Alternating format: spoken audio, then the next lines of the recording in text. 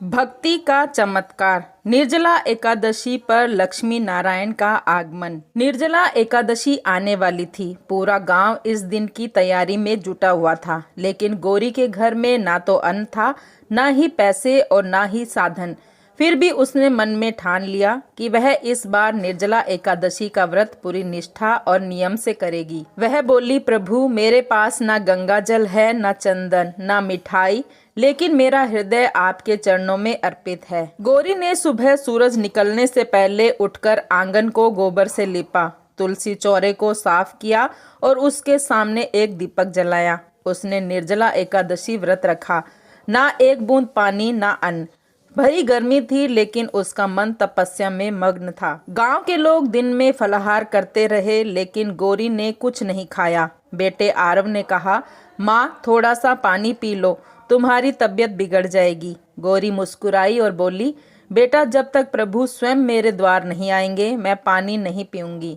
आरव चुप हो गया। माँ की आंखों में ऐसा तेज था जैसे उसमें विश्वास और आस्था का समुद्र उमड़ रहा हो। गौरी ने तुलसी के पास बैठकर भगवान विष्णु का भजन गाया। उसने दीप जलाया, एक लोटा जल तुलसी को अर्पित किया और मन में प्रार्थना की, हे लक्ष्मी नारायण, आज मैं केवल आपको पाने की अभिलाषा में व्रत रख रही हूँ। अगर मेरी भक्ति सच्ची है तो मुझे आपके दर्शन अवश्य होंगे।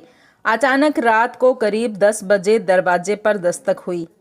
ठक ठक। गौरी ने दरवाजा खोला। सामने एक दंपति खड़े थे। युवक पीले वस्त्र में, सिर पर मोर पंख, हाथ में शंख और चक्र। स्त्री ने लाल साड़ी पहन रखी थी और उसका चेहरा चंद्रमा जैसा शांत था। उन्होंने मुस्कुराकर कहा, माता, हम मुसाफिर हैं, बहुत दूर से आए हैं, भूख प्यास लगी है, क्या हमें थोड़ा जल मिलेगा? गौरी तुरंत भीतर गई। अपने बर्तन में जो थोड़ा सा फल और पानी बचा था वह लेकर आई और उन्हें अर्पण किया। जैसे ही उन्होंने जल पिया, चारों ओर प्रकाश फैल गया। उनका रूप बदल गया। वे कोई सामान्य लोग नहीं थे, वे स्वयं श्री हरि विष्णु और माँ लक्ष्मी थे। गौरी आश्चर्य में डूब गई। वह कांपती हुई उनके चरणों में गिर पड़ी और बोली, प्रभु, आप मेरे घर में? भगवान विष्णु बोले, हे गौरी, तुम्हारी भक्ति ने हमें बांध लिया। निर्जला एकादशी का कठिन व्रत, वह भी बिना किसी इच्छा के, केवल प्रेम से, यह दुर्लभ है। हम तुम्हारी भक्ति से प्रसन्न हुए। माँ लक्ष्मी ने मुस्कुराकर कहा, आज से तुम्हारे घर में कभी अन्न, धन और प्रेम की कमी नहीं होगी।